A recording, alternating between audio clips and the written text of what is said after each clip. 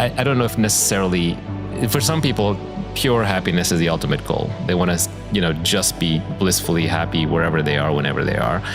But I think other people, most people would say, well, I'm here in this world, I'm here in this life. I don't understand it or why, but I want to be engaged. I want to be surprised. I want to do things. I want to accomplish things. I want to want things and then get them, right? That's kind of the whole game that we're all playing here.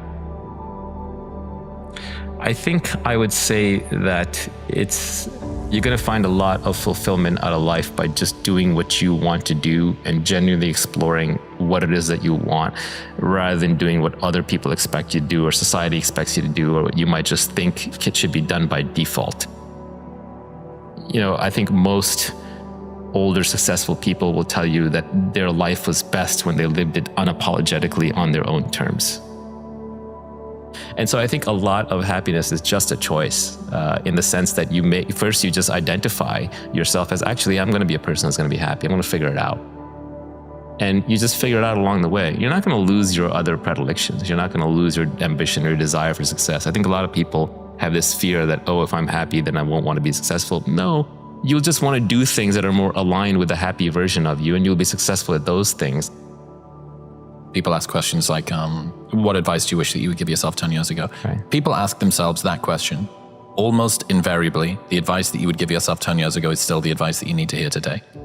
I don't want to tell anybody how to live their life. I would just say that to the extent that you want to improve your quality of life, the easiest and best way to do that is to observe your own mind and your own thoughts, and be a little, not necessarily critical, but be observant of yourself more objectively.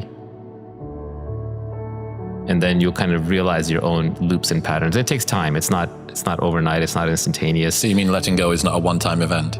Yeah, and there's letting go is not necessarily even the right answer. Like, yes, if you're trying to be an enlightened being and you want to live like a god and everything's gonna be perfect and be a Buddha, sure, you can let go. But I think in practice, it's actually quite hard to do. Happiness is being satisfied with what you have. Success comes from dissatisfaction.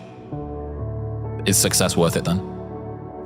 Oof. I'm not sure that statement is true anymore. And it also depends what you define as success. If the end goal is happiness, then why not cut to the chase and just go straight for it? I think you have to try that path. If you want something, go get it. I quip that the reason to win the game is to be free of it. So you play the games, you win the games, and then hopefully you get bored of the games. You don't want to just keep looping on the same game over and over, although a lot of these games are very enticing and have many levels and are relatively open-ended. And then you become free of the game in the sense that you're no longer trying to win it. You know you can win it. And either you move to a different game or you play the game for the sheer joy of it. When I look at my friends and colleagues, the ones who are still stuck in the past and have grown the least are the ones who were the proudest, because they sort of feel like they already had the answers, and so they don't want to correct themselves publicly. It could be as simple as you're trading stocks and then you don't admit you were wrong, so you hang on to a lousy trade. It could be that you made a decision to, marry someone or move somewhere or enter a profession, and it doesn't work out, and then you don't admit that you were wrong, so you get stuck in it.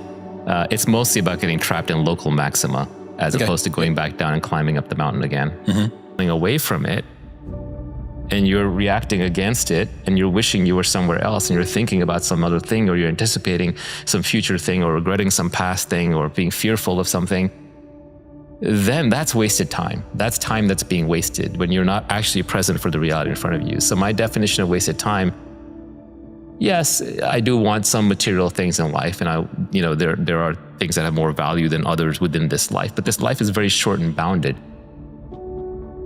So the true wasted time is a time that you're not present for, when you're not there for it, when you're not doing the thing you want to do to the best of your capabilities such that you're immersed in it. If you're not immersed in this moment, then you're wasting your time. People get worried about dying and no longer being here, but they don't realize that so much of their life is spent not being here in any case. That's right. And I think people crave being here for it. And when you're here for it, you're actually not thinking about yourself. You are more immersed in the thing, the moment, the task at hand. We don't want peace of mind, we want peace from mind. That's right. Yeah, you don't the mind is what will eat you alive if you let it. And there's more to you than the mind. I also think like labels like pessimists, optimists, cynic, introvert, extrovert, these are very self-limiting. Humans are very dynamic. There are times when you feel like being introverted. There are times when you feel like being extroverted. There are contexts in which you'll be pessimistic. There are contexts in which you'll be optimistic. Leave all those labels alone. It's better just to look at the problem at hand, look at reality the way it is. Try to take yourself out of the equation in a sense. Like obviously you're involved, but motivated reasoning is the worst kind of reasoning. You're not going to find truth through highly motivated reasoning. You have to be objective, and objective means trying to take yourself out of it as much as possible, or at least your personality out of it as much as possible. And so to the extent you run with this thick identity and personality, it's going to cloud your judgment.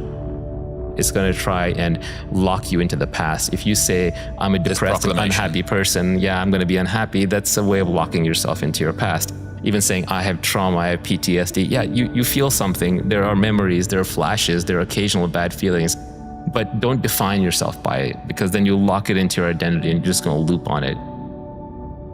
It's better to stay flexible because the reality is always changing and you have to be able to adapt to it. Adaptation is also intelligence. Adaptation is survival. Adaptation is kind of how you're here. You're here because you're an adapter and your ancestors were adapters.